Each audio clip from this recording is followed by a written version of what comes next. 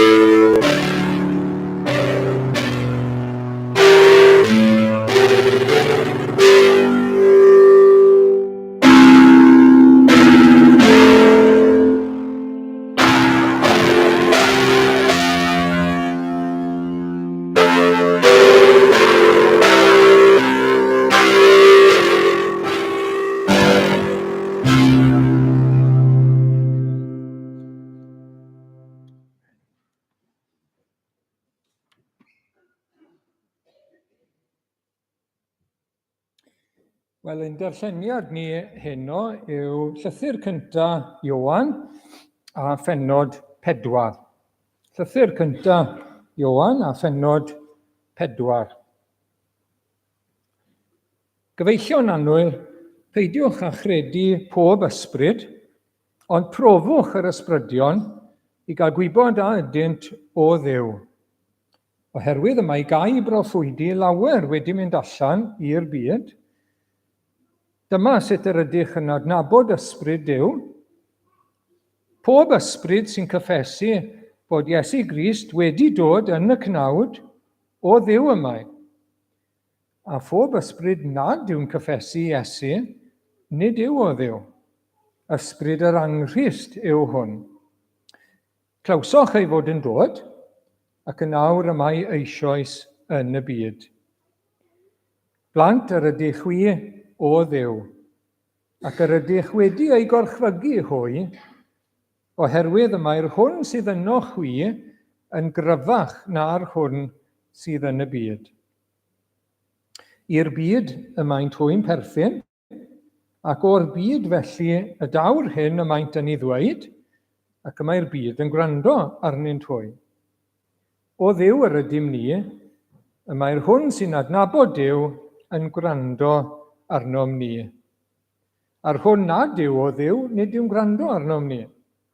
Dyma sut yr ydym yn adnabod ysbryd y gwirionedd ac ysbryd cyfeiliornad. Gyfeillion annwyl, gadewch i ni garu ein gilydd, oherwydd o Dduw y mae cariad, ac y mae pob un sy'n caru wedi ei eni o Dduw ac yn adnabod Duw. Y sawl nad yw'n caru, nid yw'n adnabod Duw, oherwydd cariad yw Duw. Yn hyn y dangoswyd cariad Duw tuag atom, bod Duw wedi anfon ei unig fab i'r byd mwyn i ni gael byw drwyddo ef. Yn hyn y mae cariad. Nid ein bod ni'n caru Duw, ond ei fod ef wedi ein caru ni, ac wedi anfon ei fab i fod yn aberth cymod neu'n iawn dros ein pechodau. Gyfeillion annwyl, os yw Duw wedi ein caru ni fel hyn, fe ddylem ninnau hefyd garu ein gilydd. Nid oes neb wedi gweld Duw erioed. Os ydym yn caru ein gilydd, y mae Duw yn aros yno, ac y mae ei gariad ef wedi ei berffeithio ynom ni. Dyma sut yr ydym yn gwybod ein bod yn aros ynddo ef, ac ef ynom ninnau, am iddo ef roi i ni o'i ysbryd. Yr ydym ni wedi gweld, ac yr ydym yn tystiolaethu, bod y tad wedi anfon ei fab yn waredwr y byd. Pwy bynnag sy'n cyffesu mae Iesu yw mab Duw, y mae Duw yn aros ynddo, ac yntau yn yw. Felly yr ydym ni wedi dod i adnabod a chredu'r cariad sydd gan Dduw tuag atom. Cariad yw Duw, ac y mae'r sawl sy'n aros mewn cariad yn aros yn yw, a Duw yn aros yn ddwyntau. Yn hyn y mae cariad wedi cael ei berffeithio ynom bod gennym hyder yn ei ddyfarn, oherwydd fel y mae ef, felly yr ydym ninnau hefyd yn y byd hwn. Nid oes ofn mewn cariad, ond y mae cariad perffaith yn bwrw allan ofn, a mae ewnelo ofn a chosb, ac nid yw'r sawl sy'n ofni wedi ei berffeithio mewn cariad. Yr ydym ni'n caru am iddo ef yn gyntaf ein caru ni. Os dywed rwy'n caru Duw, ac yntau'n casau ei gyd aelod, y mae'n gelwyddog. Oherwydd ni all neb nad yw'n caru cyd aelod y mae'n ei weld, neu wedi ei weld, garu Duw nad yw wedi ei weld. A dyma'r gorchymyn sydd gennym oddi wrtho ef, bod i'r sawl sy'n caru Duw, garu ei gyd aelod hefyd. Cyn ni'n diolch i'r arglwydd am ei air sanctaidd. Amen. Gawn ni droi at yr arglwydd mewn gweddi gyda'n gilydd. Gawn ni gydweddio. Ein Duw a'n Tad nefol, Duw a Thad ein harglwydd Iesu Grist. Diolch yn fawr am y cyfle newydd i ddod ynghyd yn enw yr arglwydd Iesu, i'th addoli di ac i'th geisio di o arglwydd. Ni'n diolch bod ni'n dod at y Duw byw, ni'n diolch bod ni'n dod ar ddydd yr atgyfodiad, y dydd ni'n dathlu bod ein harglwydd ni yn fyw, a'n gwaredwr ni, yr arglwydd Iesu Grist. Ac ni'n diolch bod ni wedi clywed dy fod ti o Dduw ein tad wedi anfon dy fab i'r byd mwyn i ni fyw drwyddo ef ac i fod yn iawn dros ein pechodau ni. Ac o arglwydd ni'n diolch i ti am yr hyn wyt ti yn gyntaf, am dy fod ti'n Dduw mawr, fel glywson ni yn y salm. Mae eiddo ti yw'r holl fyd, yr holl fydysawd, pob peth, yr uchelderau, y dyfnderau, y moroedd, y sychdir, y ser, y planedau, pob un ohono ni wrth gwrs, eiddo ti bia'r cwbl o arglwydd. Ti sy'n ben ar y cwbl. Ti yw'r creawdwr, y cynhaliwr a'r gwaredwr. Ac o arglwydd mor briodol yw i ni blygu ger dy fron di ac i ni daddoli di. Ond diolch arglwydd bod ni'n dod ger dy fron fel ein tad yn y nef, oherwydd bod ni wedi derbyn ysbryd y mabwysiad trwy'r Efengyl. Ac o arglwydd ni'n diolch heno am yr Efengyl, diolch am beth ni wedi clywed yn y darlleniad. Dy fod ti wedi dangos dy gariad, dy fod ti wedi gwneud y gariad i'n amlwg ac yn glir o arglwydd, wrth anfon dy unig anedig fab i'r byd yma. Ac o arglwydd ni'n diolch am hyn, ac ni'n gweddio y byddwn ni'n myfyrio ar dy gariad di, yn myfyrio ar yr ymgnawdoliad, ar ddyfodiad y fab, yn y dyddiau nesaf yma nawr arglwydd. Mae'n gyfle i ni i wneud hynny, ac ni'n gofyn i ti'n helpu ni i wneud hynny. Ac o arglwydd i werthfawrogi pa mor fawr yw dy gariad di, pa mor ryfedd yw dy gariad di, can is felly yn y modd yma carodd Duw y byd, nes iddo roi ei unig anedig fab, a'i roi i ni gael bywyd tragwyddo, i ni gael byw trwyddo ef, gydag ef, ac ynddo ef, ac ei fwyn ef hefyd. Ac o arglwydd ni'n diolch am hyn. Ni'n diolch o arglwydd bod Iesu Grist wedi dod mwyn i bobl gael bywyd, a'i gael yn helaeth iawn, yn helaethach. Diolch o arglwydd bod ddim wedi dod fel y lleidyr i ddwyn, i ladd, i ddinistrio, ond i roi bywyd. Ac o arglwydd ni'n diolch heno nawr, bod ni yn dod arglwydd i ymborthu, i fwydo, i gael ein cynnal yn y bywyd ysbrydol, yn yr arglwydd Iesu Grist. Ac ni'n diolch bod ti wedi trefnu moddion gras ar ein cyfer ni. Be sydd gyda ni yn yr oedfa yma heno, bod ni'n canu mawl i ti arglwydd, bod ni'n daddoli di ac yn dyrchafu dy enw di, bod ni'n troi ein golwg ata ti ac yn cael canolbwyntio a ffocysu arna ti o arglwydd. Ac nid dim ond arno ni'n hunain ac ar y byd o'n cwmpas ni, ni'n ymwybodol o hwnna i gyd, ond ni'n cael rhoi y ffocws hefyd arna ti, ni'n cael clywed y air di arglwydd, ni'n cael y fraint o glywed y gwirionedd heno yn y gair, ac mae hwnna'n fwyd i ni, mae'n fwyd i'n henaid ni. Ni'n gweddio am bresenoldeb yr ysbryd glân, sydd fel y dŵr bywiol i ni wedyn, yn dod yn ffynnon y tu fewn i ni arglwydd, ac yn llifo drwyddo ni at eraill hefyd. Ac ni wir yn gofyn i ti'n llanw ni heno arglwydd, trwy'r gair a'r ysbryd yn y moddion gras.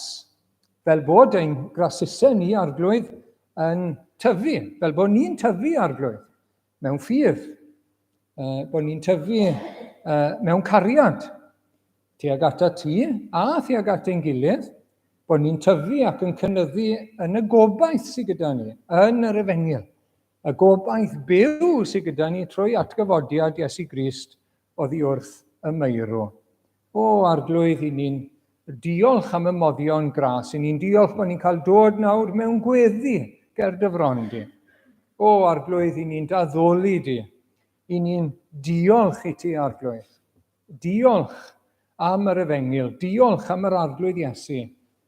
Diolch am fywyd tragwyddol. Diolch bod y berthynas a'r adnabyddiaeth sydd gyda ni ag yn para am byth. A ddim byd torri hwn nawr, na roi stop arno fe, mae'n para am byth. Ac i ni'n diolch i ti, arglwydd. Ac o arglwydd, i ni eisiau nesau ato ti nawr heno, ac i ni eisiau ti nesau ato ni, arglwydd. I ni eisiau ymwybyddiaeth bod ti gyda ni yma heno, bod ein calonnau ni'n cynhesu, arglwydd, yn dy bresenoldeb di. Gyda thi, arglwydd, yn dy bresenoldeb di, y mae digonedd o lawenydd, medde'r gair, ac ar dy ddeheulaw, mwyniant am byth. O, i ni'n diolch am hyn, arglwydd. A dyma beth i ni'n geisio'r newydd heno. Golwg ffres arna ti, arglwydd. Golwg ffres ar yr arglwydd Iesu. Golwg ffres o'r efengil. Golwg ffres ar y groes o arglwydd. Beth gyflawnodd yr arglwydd ar ein rhan ni. Ac o arglwydd, i ni'n gofyn i ti fod gyda ni felly. Ni'n gofyn i ti, i'n cynnal ni, i'n bwydo ni, arglwydd, a'n bendithio ni.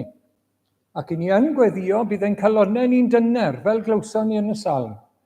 Na fydd ein calonnau ni ddim yn galed, nac yn o'r, arglwydd. Maen nhw'n gallu bod yn aml iawn i ni'n cyfadde.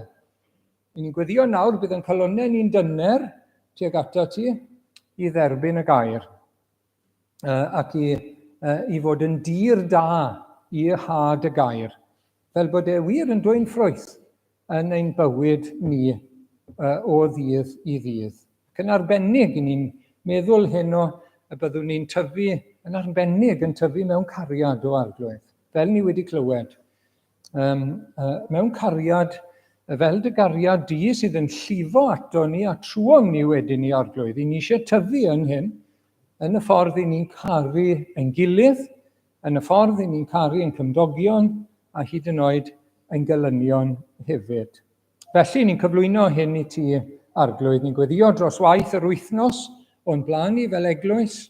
Ni'n gweddio dros yr oedfawon ac yn gweddio y byddwn ni'n cael oedfawon o gwrdd â Duw, gybyddi di yn y canol ac yn ein bendithio ni. Ni'n gweddio dros weithgareddau lle ni'n cyrraedd allan o arglwydd ac yn rhannu'r newyddion da. Ni'n gweddio eto i ti fod gyda ni i nerthu ni trwy'r ysbryd glân yn hyn. Ni'n gweddio dros yr ymweliadau gyda'r ysgolion i gyflwyno neges y Nadolig. Eto ni'n gweddio dyfendith, arglwydd. Ni'n gofyn am i drefniadau mynd yn iawn. Ni'n gofyn am randawiad, arglwydd, gan y plant a'r staff. Ac o, arglwydd, bod ti gyda ni. Bod ti yn ein nerthu ni ac yn ein cynnal ni, arglwydd. Ac ni'n gweddio dros ein tystiolaeth personol ni hefyd yn ein bywydau o ddydd i ddydd. Gofyn i ti'n harwain ni ac i'n cadw ni. Ni'n gweddio dros bob cyfle i rannu'r newyddion da dros y Nadolig, dros y tract fyddwn ni'n rhannu. Ni'n gweddio wrth iddo fe fynd i dau pobl o arglwydd, bydd yr ysbryd glân yn highleito rhywbeth o'r tract na. Bydd yn tynnu sylw pobl. Ac y bydd pobl yn meddwl, yn ystyried eu perthynas â Duw, ac ystyried y newyddion da sydd yn nyfodiad Iesu Grist. Arglwydd, ni'n gweddio bydd ysbryd di'n dod gyda ni ac yn mynd gyda'r tracht, gyda'r amseroedd na byddwn ni'n gallu rhannu'r efengil yn gyhoeddus tu fas, arglwydd, a byddi di gyda ni ym mhob dim. Ac ni'n gweddio deled y deyrnas di. Ni'n gweddio am hyn, arglwydd. Mae pobl yn farw mewn marwolaeth ysbrydol. Ac ni'n gweddio yn dy drigaredd i ti ddod â bywyd. Ac i ti alw rhai. Fel nes i alw Zaccheus. Fel nes ti'n galw ni, arglwydd. I ti alw eto. Rhai i ddod o dywyllwch i oleuni. Clod i Iesu Grist. Ac o arglwydd, felly ni'n cyflwyno y cyfan i ti, i ni'n cofio am y rhai sy'n methu bod gyda ni, rhai mewn gwendid a llesgedd, cynnal nhw eto nawr arglwydd. Boed iddyn nhw wybod dy fod ti gyda nhw, dy fod ti wrth law o hyd arglwydd, ac yn gymorth hawdd dy gael. Ni'n gofyn i ti o arglwydd i fendithio gwaith IMF, byddwn ni'n casglu tuag ato fe, yn cynnal y gwaith ar y gwaith calonogol yn Wcráin, yn sgil y rhyfel mae yna gynnydd wedi bod. Cyn ni'n diolch i ti arglwydd, ac yn gweddio bydd y gwaith yn parhau. Cyn ni'n gweddio na fydd yr un drwg yn drysu pethau nawr arglwydd, bydd y gwaith yn parhau dy glod. Ac arglwydd, ni'n gweddio dros eraill fydd yn dioddau Open Doors yn sôn am blant arglwydd, plant sy'n Gristnogion a phlant i-Gristnogion sy'n cael eu herlyd yn profi gymaint o anawsterau yn yr ysgolion falle, ac yn eu cylchoedd ac yn eu pentrefi. Gofyn i ti nerthu nhw mewn ffordd arbennig iawn o arglwydd, ac a'u cynnal nhw, a'u teuluoedd nhw. Gofyn i ti'n derbyn i nawr felly arglwydd gyda diolch. Gofyn i ti fod yn agos ato ni, llefara arglwydd a derbyn ni, yn enw Iesu Grist. Amen.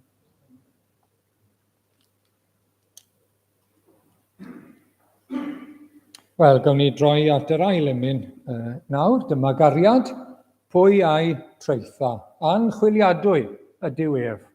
Dyma gariad yw ddymderoedd, byth ni threiddia nef yn nef.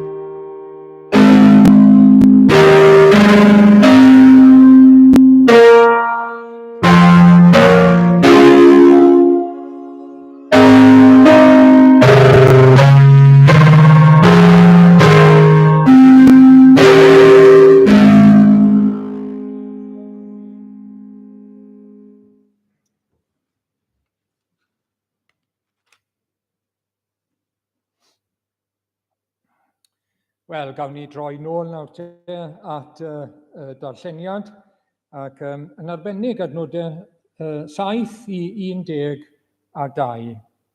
1 Ioan 4, 7:12, gyfeillio'n annwyl gadewch i ni garu yn gilydd, oherwydd o Dduw y mae cariad. Cymai pob un sy'n caru wedi ei eni o Dduw ac yn adnabod Duw. Y sawl nad yw'n caru, nid yw'n adnabod Duw, oherwydd cariad yw Duw. Yn hyn y dangoswyd cariad Duw tuag atom, bod Duw wedi anfon ei unig fab i'r byd, mwyn i ni gael byw drwyddo ef.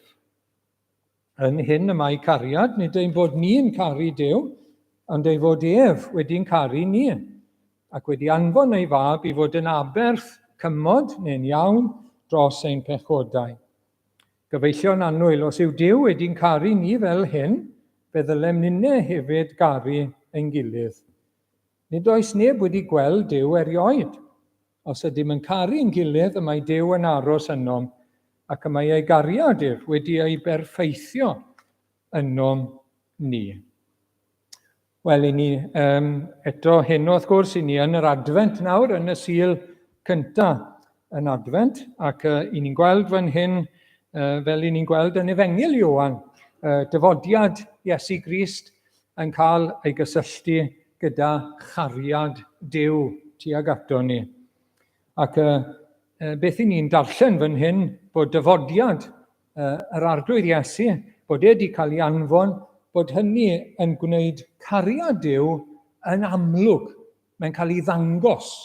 Dyna'r gair sydd gyda ni yn y Gymraeg fan hyn, yn yr hen gyfieithiad yn cael ei egluro, cael ei wneud yn amlwg. A hefyd, mae pwrpas ei ddyfodiad eto, ni'n clywed rhywbeth arall heno nawr am bwrpas ei ddyfodiad. Ac felly, i ni'n dod wedyn ni i gael ein atgoffa, mae prawf o'n cariad ni wedyn ato fe, yw ein bod ni'n caru ein gilydd. Felly i ddechrau, mae cariad Duw yn cael ei wneud yn amlwg yn y fodiad yr arglwydd Iesu Grist. Adnod 9. Yn hyn y dangoswyd cariad Duw. Tuag atom, bod Duw wedi anfon ei unig fab i'r byd. Mae wedi cael ei ddangos, ond mae'r gair dangos i ni'n Gymraeg, tymed bach yn wan. Mae wedi cael ei egluro, meddai Beibl William Morgan, yn Saesneg weithiau made manifest, dod yn glir, chi'n gweld, dod i'r amlwg. Ac i chi meddwl, gallai feddwl rhywbeth fel y sleid cyntaf sydd gyda ni, bod chi'n dadorchuddio yn feil, yn dyfa. Mae beth sydd o dan y feil yna, yr gorchudd yna nawr, yn dod yn glir, yn dod i'r golwg. Ac mae wedi dod i'r golwg yn glir yn y fodiad Iesu Grist, cariad Duw tuag ato ni. Ac hefyd, wrth gwrs, mae'r darlun yma o wneud rhywbeth yn glir, yn glir. A'r sleid nesaf, beth sydd â fi? Dwi'n yn siŵr os gallwch chi weld hwnna. Sori, hyd yn oed. Ti'n gallu canolbwyntio ar y diolch, Geraint? I ni'n ei gwaith Geraint yn anodd, mae'n i fywyd yn anodd. A'r lluniau na fe, mae hwnna'n well. Trwy edrych, trwy'r sgwarin yna, dim syniad i fi beth yw'r sgwarin, ond mae yna ffocws yn dod. Yn lle bod y llun i gyd allan o ffocws, mae yna ffocws, a mae yna ffocws ar y person fyna sydd yn cerdded. Ac mae'r gair egluro nawr, mae cariad Duw wedi dod i ffocws clir yn y fodiad Iesu Grist i'n byd ni. Achos beth oedd gyda ni cyn i'r arglwydd Iesu ddod i'r byd, oedd cysgodion. Cysgodion yn yr Hen Testament. A ddewidion, wrth gwrs, am beth oedd i ddod. Proffwydoliaethau. Pwy oedd i ddod yn bell yn y dyfodol. Ac ymweliadau. Angel yr arglwydd yn ymweld, ond oedd e ddim yn glir fel dyfodiad mab Duw mewn cnawd. A dim ond ymweliadau byr oedden nhw nawr ac yn y man, maen nhw'n bryn iawn. Ac wedyn ni, oedd gyda chi'r aberthau a'r anifeiliaid wrth gwrs, Ond doedd e ddim yn glir, ond nhw'n gweld person yn dioddau ac yn anifeiliaid o'n nhw'n gweld, ac oedd seremoniau a defodau. Nawr, mae wedi dod yn glir. Mae yna berson wedi dod, mae Duw wedi dod mewn cnawd. I ni wedi gweld mewn hanes. Ac i ni wedi gweld pwy yw beth mae wedi wneud, beth mae wedi gyflawni yn ei fywyd ac yn ei farwolaeth a'i atgyfodiad wrth gwrs. A mae hwnna wedi gwneud pethau'n glir iawn. Mae yna ddadorchuddio, mae yna egluro wedi digwydd trwy ras Duw. Felly yna'r peth cyntaf, i ni'n darllen fan hyn yn adnod 9, ac mae'n destun diolch i ni. Diolch yw'n lle ni, bod ni ddim nawr ym myd y cysgodion i ni wedi gweld. Mae hanes wedi gweld.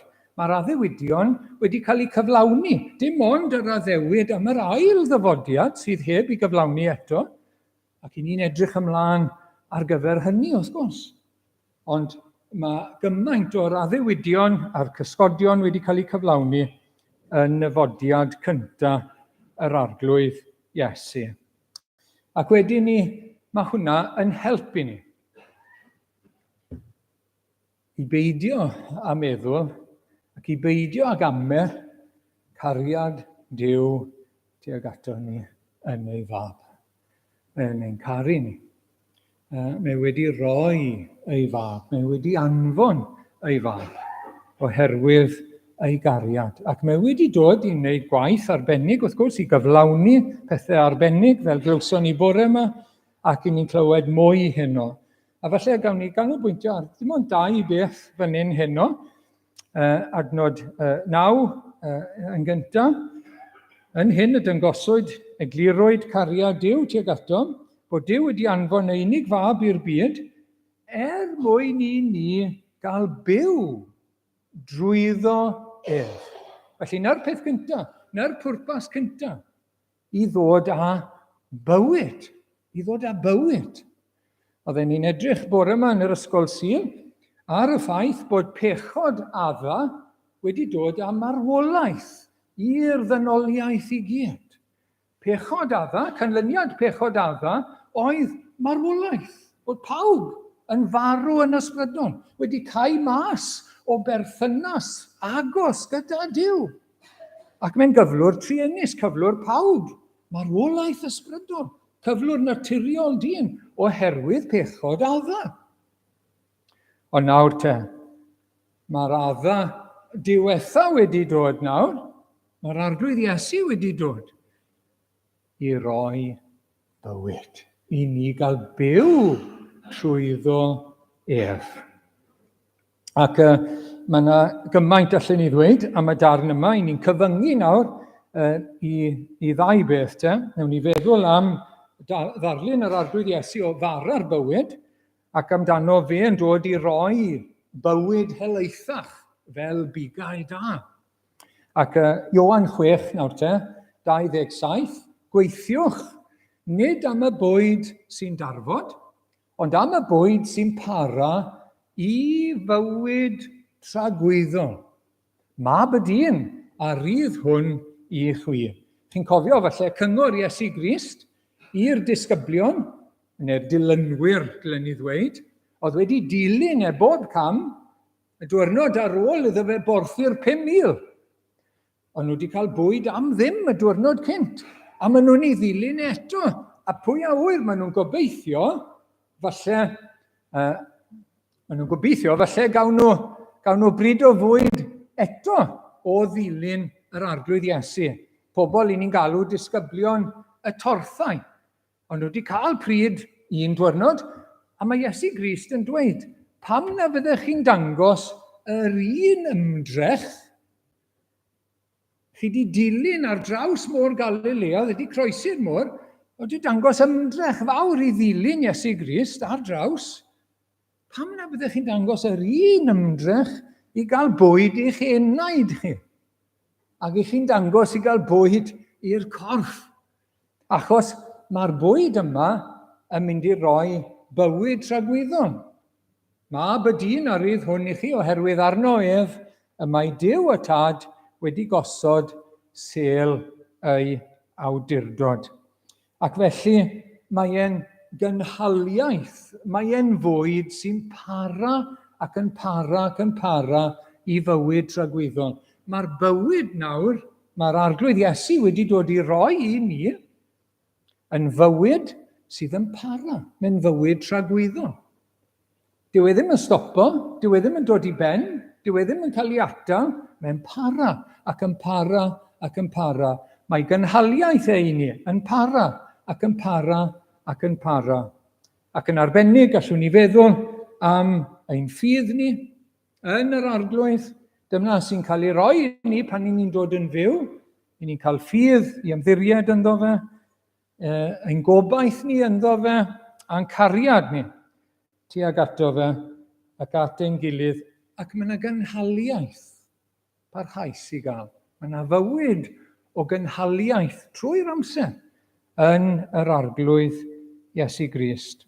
Ac wedyn, yr un bennod, adnod 35, diolch, hynny yw, cyn hynny, ni'n meddwl am y manna. Dyna y darlun sydd gyda ni yn y bennod. Mae'r Iddewon yn gweud, mae'n tadau ni wedi cael y manna yn yr anialwch, beth allu di wneud, beth allu di roi i ni. A dyma mae Iesu Grist yn dweud, wrth gwrs, i ddod at yr adnod yn 35, mae fi yw bara'r bywyd, ni bydd eisiau bwyd byth ar y sawl sy'n dod ato fi, ni bydd syched byth ar y sawl sy'n credu yno fi. Mae yna gynhaliaeth, mae yna fywyd parhaus, cyson sydd yn para ac yn para ac yn para. Mae yna fodloni o hyd, mae yna fwyd o hyd. I gynnal ein ffydd ni, i gynnal ein gobaith ni, i gynnal ein cariad ni, i gynnal ein bywyd ysbrydol ni a'n cymdeithas ni gyda'r arglwydd. Ac felly, i ni'n meddwl wedyn am bennod 10 o Efengil Ioan, a dyma ddwedodd Iesu Grist, ni ddaw'r lleidyr, ond i ladrata ac i ladd ac i ddinistrio. Allwch chi feddwl am y diafol, Satan, allwch chi feddwl am y Phariseaid hefyd fanna, mae rhai yn cymryd i olygu'r Phariseaid, a'i disgeidiaeth nhw, Satan a'r diafol yn sicr. Mae'r lleidyr yn dod i ladrata, i ladd ac i ddinistrio, i gymryd rhywbeth oddi wrtho ni, ac i ddifetha ac i ladd ac i ddinistrio. A dyna'n union mae pechod yn gwneud. Mae'n ein cymryd ni oddi wrth Dduw, i ni'n colli ein perthynas â Duw, i ni yn colli ein bywyd, ac i ni yn wynebu dinistr a cholled tragweddol wrth gwrs. Dyna beth mae pechod yn ei. A mae'r arglwydd Iesu wedi dod i roi bywyd. Ac nid dim ond bywyd, i ddynion gael bywyd a'i gael yn ei holl gyflawnder. Ei holl gyflawnder. Dyma'r bywyd mwyaf llawn gall rhywun i gael ar y ddaear yma. Dyma'r bywyd mwyaf llawn gall rhywun i gael ar y ddaear yma. Tasai rhywun yn gofyn i chi nawr, wythnos hyn, beth mae fel i fod yn Gristion? Pwy fath o fywyd yw e? Sut fyddech chi'n ateb?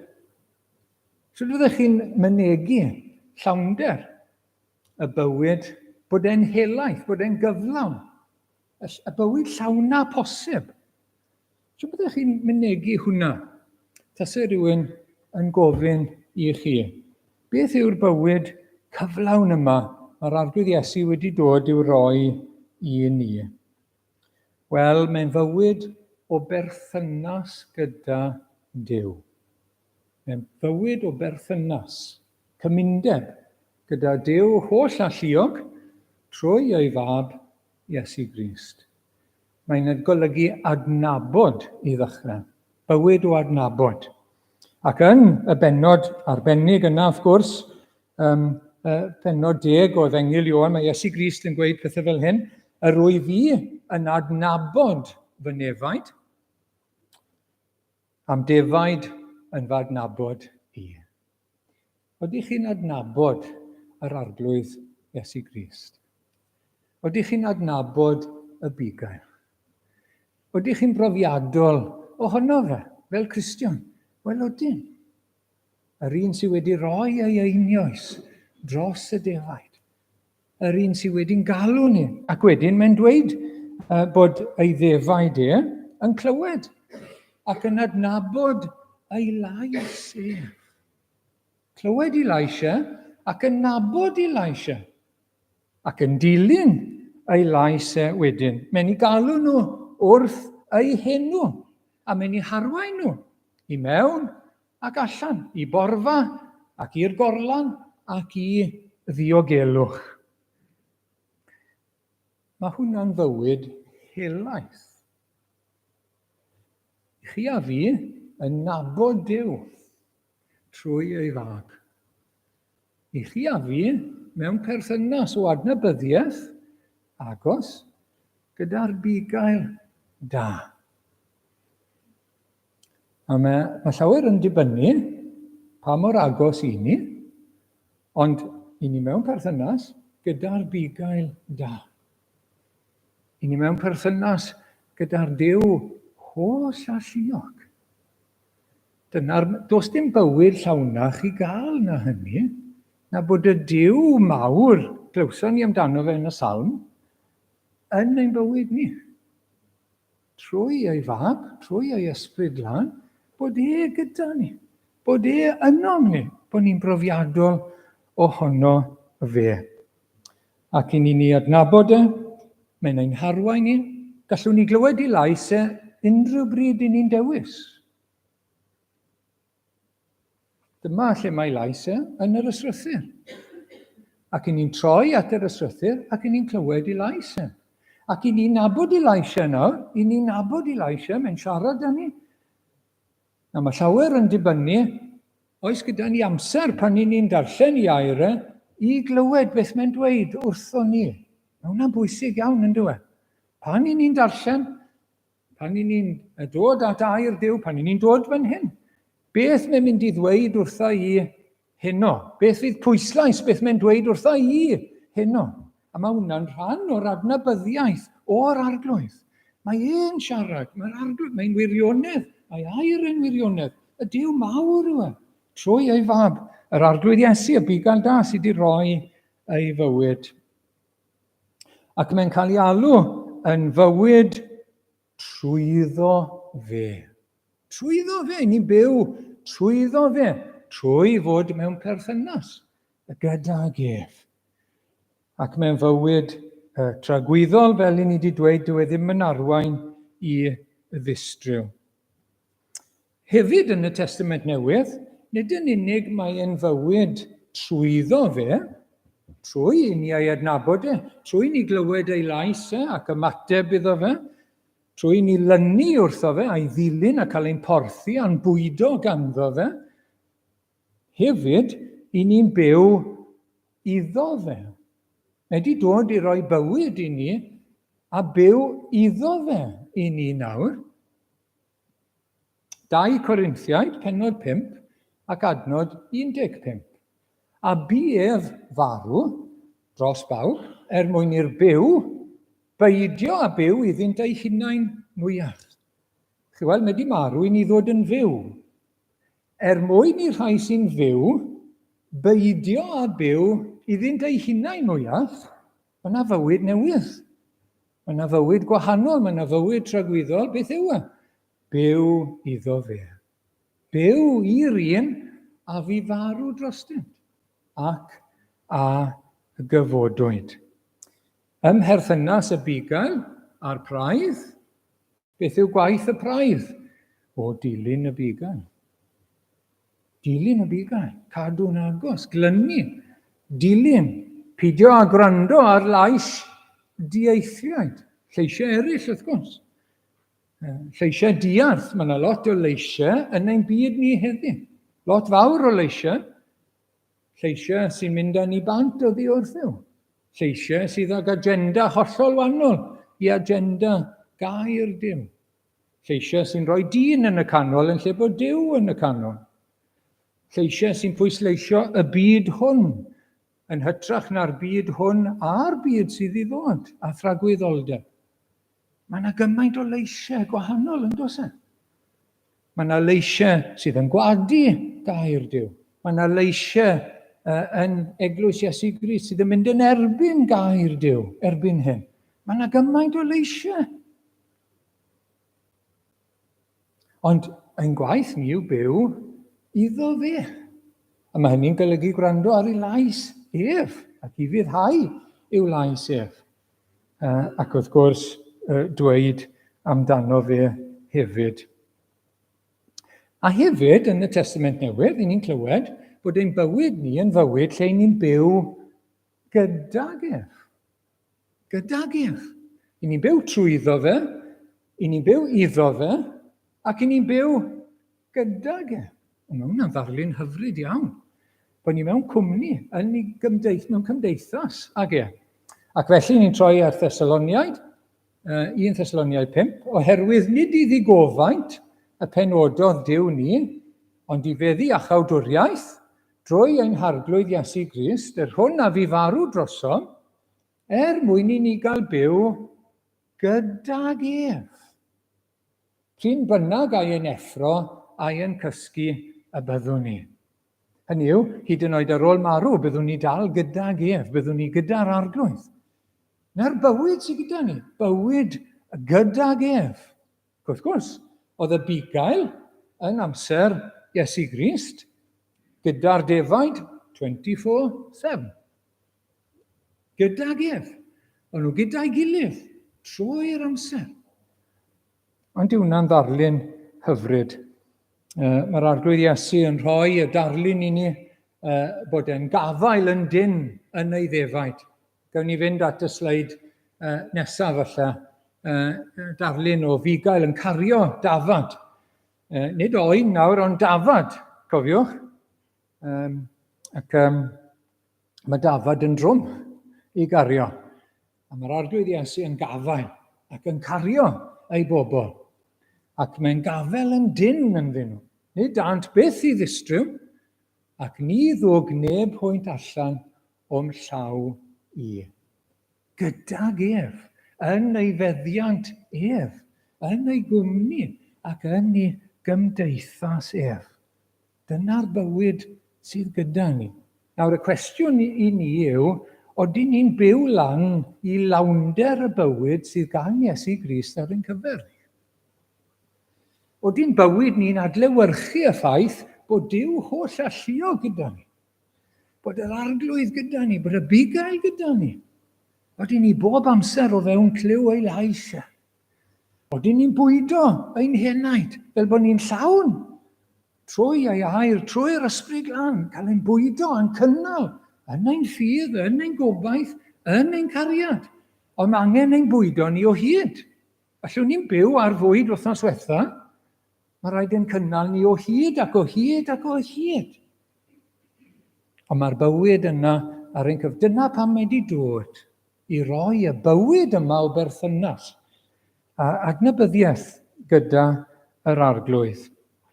Ac wedyn ni yn ail, mae wedi dod i fod yn iawn dros ein pechodau.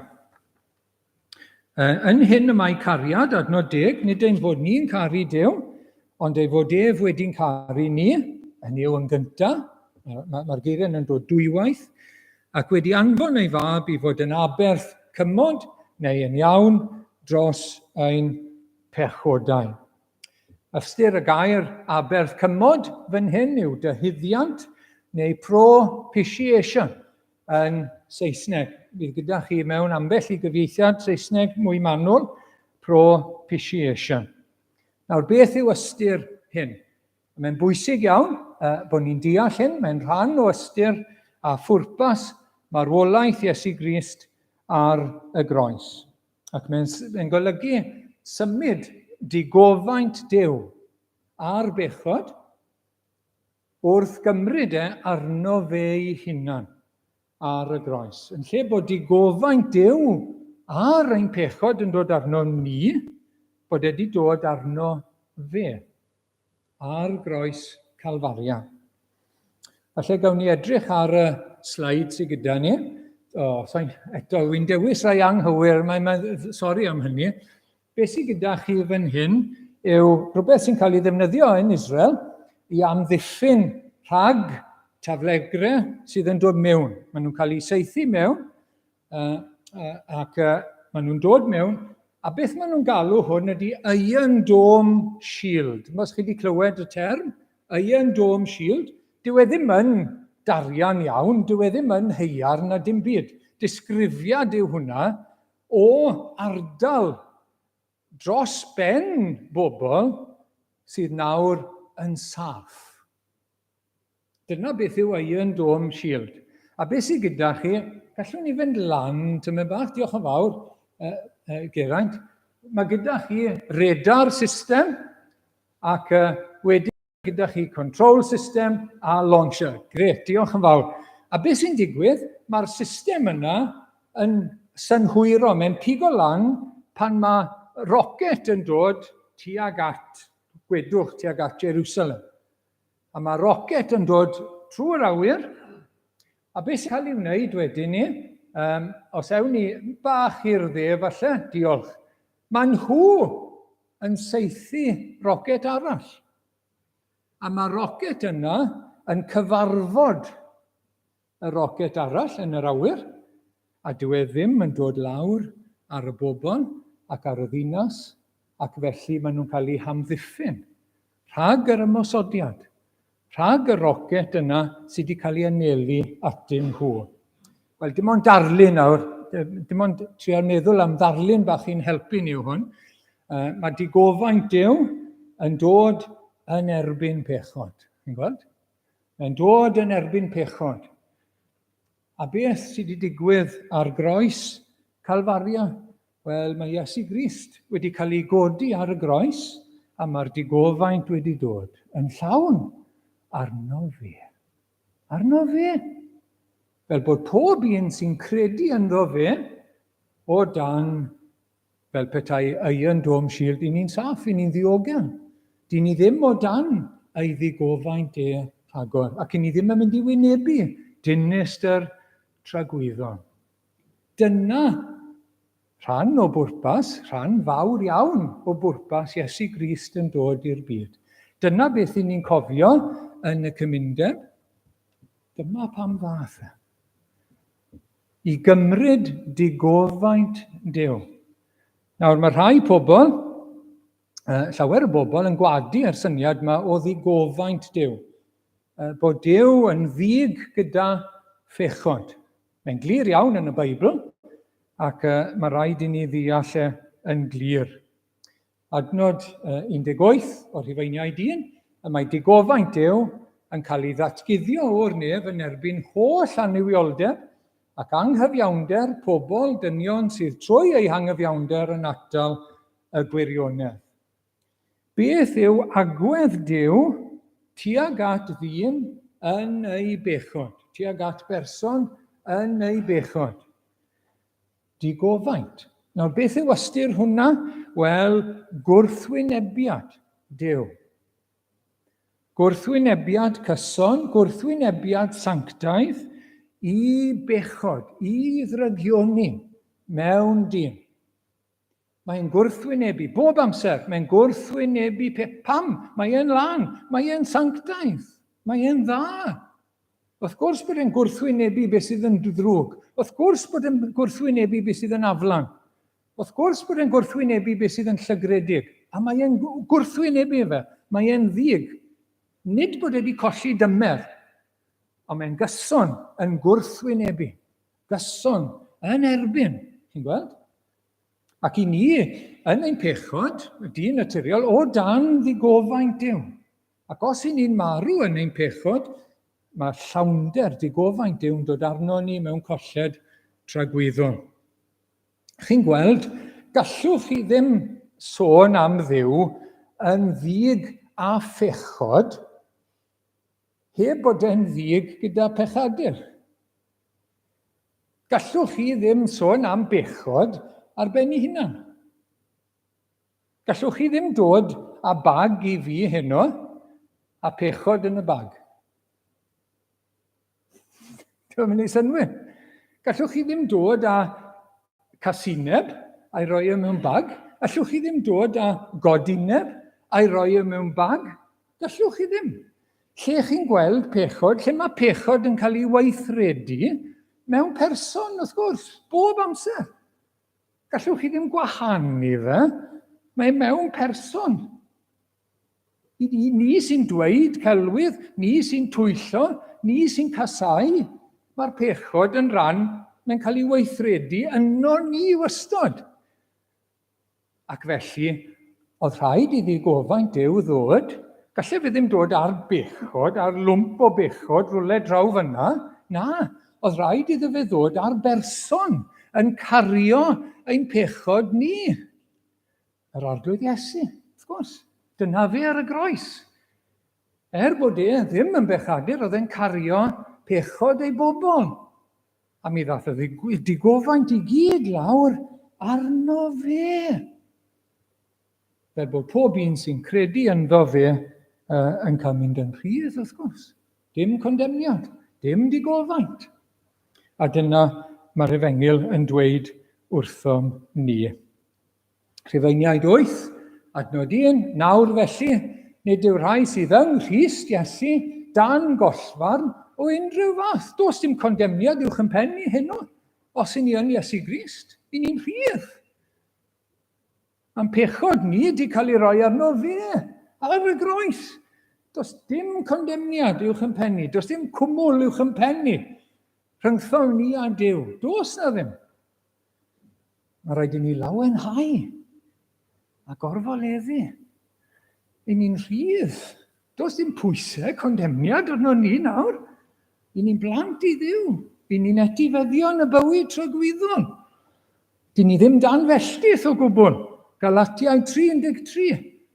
Prynodd Crist ryddid i ni oddi wrth felltith y gyfraith. Pan ddath ein mwyn yn wrthrych melltith. Oherwydd y mae'n ysgrifenedig melltigedig neu melltith ar bob un a grogir. A does dim melltith arno ni. Di ni ddim yn ein pechodau, ni yn Iesu Grist. Oherwydd yr aberth na ar y groes. Oherwydd bod Duw wedi anfon ei fab, oherwydd bod e'n ein caru ni. I fod yn iawn dros ein pechodau ni. Ac un arall yn Thessaloniaid, ac i ddisgwyl, mae nhw nawr, y Cristion, wedi troi oddi wrth ei lunod i gredu yn y gwir Dduw a'i fab Iesu Grist, ac i ddisgwyl ei fab o'r nefoedd. Y mab a gyfododd oddi wrth y meirw, sef Iesu, yr un sydd yn ein gwaredu oddi wrth y digofaint sydd i ddod. Does dim digofaint uwch yn penni nawr, a does dim digofaint i ddod yn y dyfodol i ni chwaith. Does dim digofaint. Does dim gwrthwynebiad a condemniad Duw i ddod arno ni o gwbl, achos i ni o dan yr eion dôn, yn yr arglwydd Iesu Grist. Tra bod ein ffydd ni ynddo ef. Ni'n diolch am ddyfodiad Iesu Grist. Gobeithio bod ni'n gledda ar ei gariadau.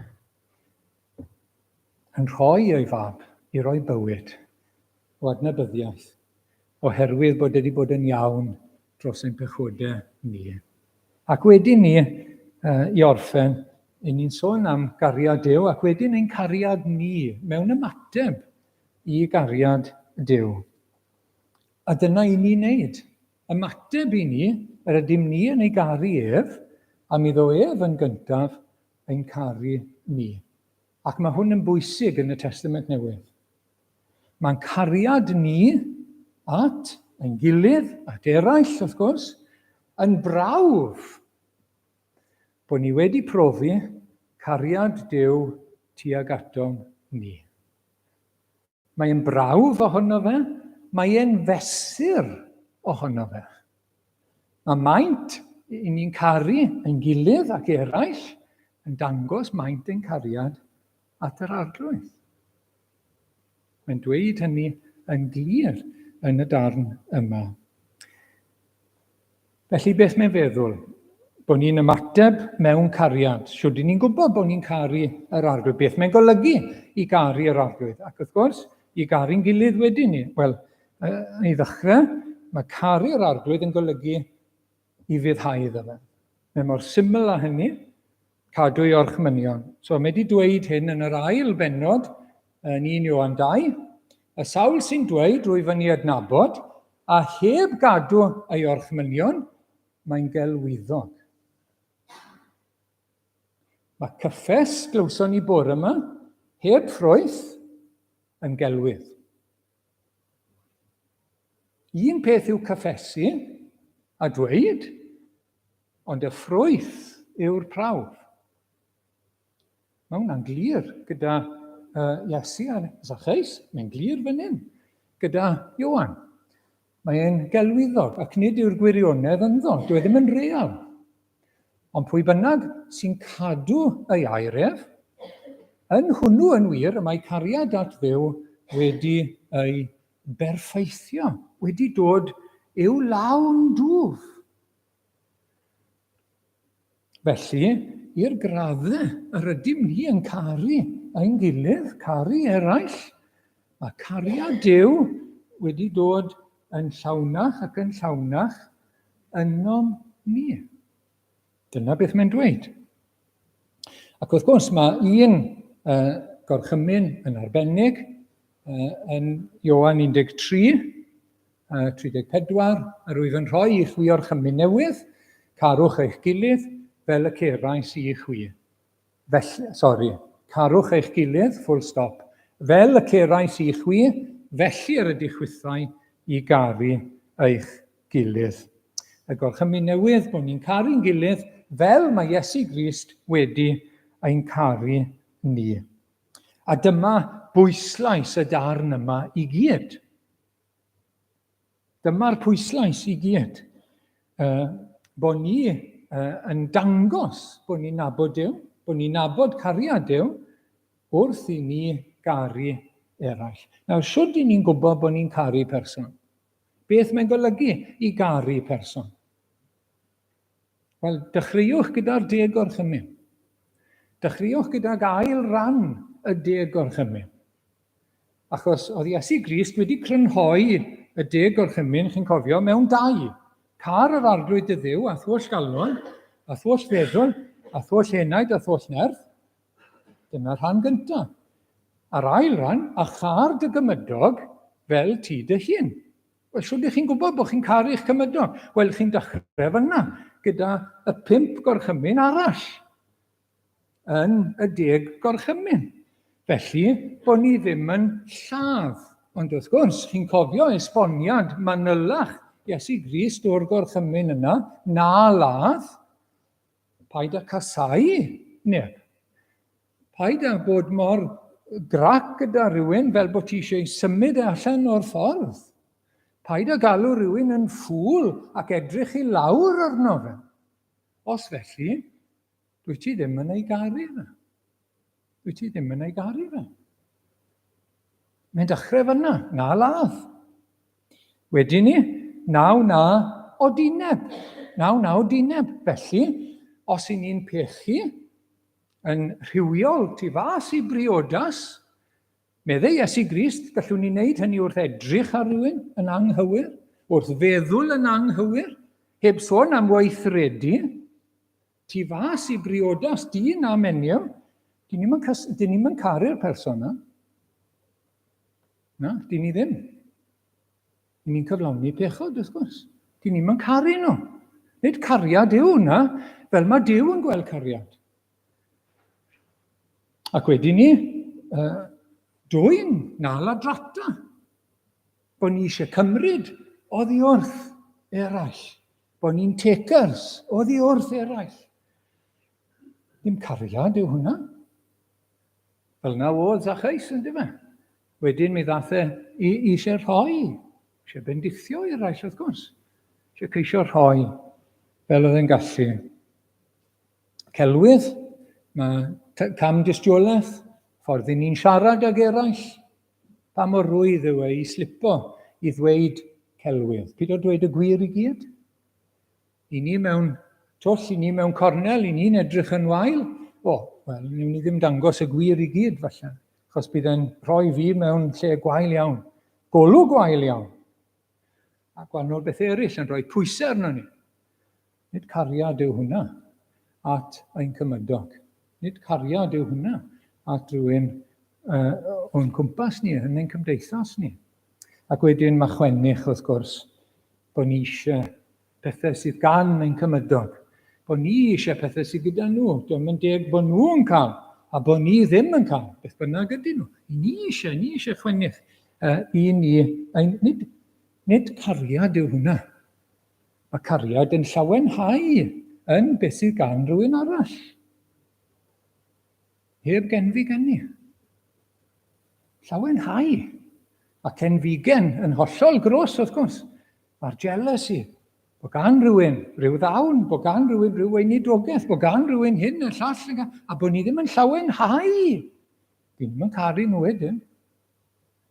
Nid dyna beth yw caru cymydog. Ac mae caru, fel mae Iesu Grist wedi caru ni, yn aberthol. Hunan aberthol. Dyna fel mae wedi'n caru ni. Mae wedi rhoi ei hunan droson ni. Unrhyw bryd i ni yn cael ein galw i roi yn hunain, dim ond ymateb, a dwi'n byd i gymharu a beth mae wedi rhoi droson ni. Dim byd, dim cymhariaeth. Ac felly, bod ni'n rhoi yn hunain. Bod ni ddim yn defnyddio pobl eraill. Meddy'r ysgrythur, yr apostol Paul, bod ni fodlon cymryd cam. Bod ni fodlon dioddau cam. Yn hytrach na creu tensiynau mawr rhwng brodyr a chwiorydd. Mae cariad Crist tuag ato ni wedi cymryd y cam cyntaf. Chi nodwedd arall o'i gariad nid aros i ni ei garu fe, bydde fe'n aros am byth wrth gwrs. Mae wedi cymryd y cam cyntaf. Mae wedi dod ato ni. Ac weithiau ni'n cael ein temtio, wel, falle na i siarad, falle os bydda nhw'n dod ato i hefyd. Pwy sy'n mynd i gymryd y cam cyntaf? Pwy sy'n chwilio am y cam cyntaf? I gymodi, i fendithio, beth bynnag yw dyna'r math o gariad sydd wedi'n caru ni, wrth gwrs. Ar groes Calfaria, mae wedi cymryd y cam cyntaf. Mae Duw wedi anfon ei fab, heb i ni ofyn hyd yn oed, heb i ni feddwl amdano fe. Wel, y prawf bod y cariad i ni'n sôn amdano fe yn yr Efengyl yn real i ni ac yno ni yw ein cariad ni at eraill. Yn adlewyrchu yn brawf o'n cariad ni ato fe. Allwn ni ddim dweud bod ni'n caru Duw i ni ddim yn gweld, os nag i ni'n caru cymydog i ni yn ei weld. Allwn ni ddim ei ddweud. Ac felly, i ni yn cael ein atgoffa o wirioneddau pwysig iawn fan hyn ond i ni. Cariad Duw yn eglur, yn glir iawn yn y fodiad Iesu Grist. Cariad i roi bywyd i ni. Cariad i fod yn iawn dros ein pechodau ni. I gymryd y digofaint i gyd. Ac wedyn ni, cariad sy'n cael ei arllwys yn ein calonnau ni. Ac os yw hwnna'n real, mi fydd e'n dod mas yn ein bywyd ni. Yn ein cariad ato fe trwy gadw ei orchmynion, trwy garu ein gilydd, trwy garu ein cymydog a'n gelynion. Ni'n diolch i'r arglwydd am ei air sanctaidd. Amen. Gawn ni ddod at yr emyn nesaf nawr gyda'n gilydd. Iesu Grist o'r nef a ddaeth, halleluia, i galfaria fryn yr aeth. Halleluia.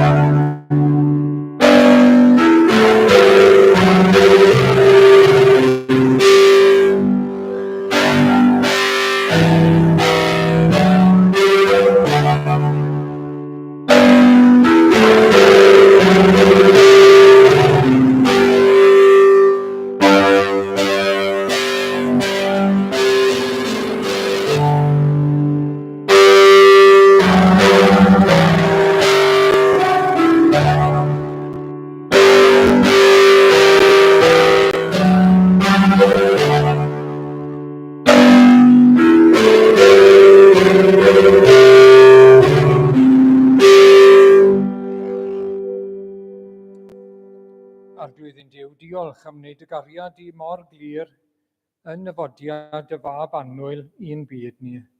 Diolch bod wedi dod nid i gondemnio, ond i achub, i roi bywyd arglwydd. Yn lle marwolaeth, y cyflwr o farwolaeth oedd gyda ni, bywyd, perthynas, adnabyddiaeth, cymod gyda thi.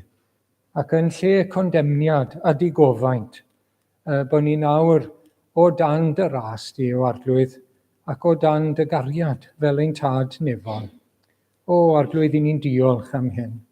I ni'n gofyn i ti yn wir i'n llanw ni ath gariad, i ni'n gofyn i ti yn bwydo ni a chariad yr Efengyl, cariad yr arglwydd Iesu.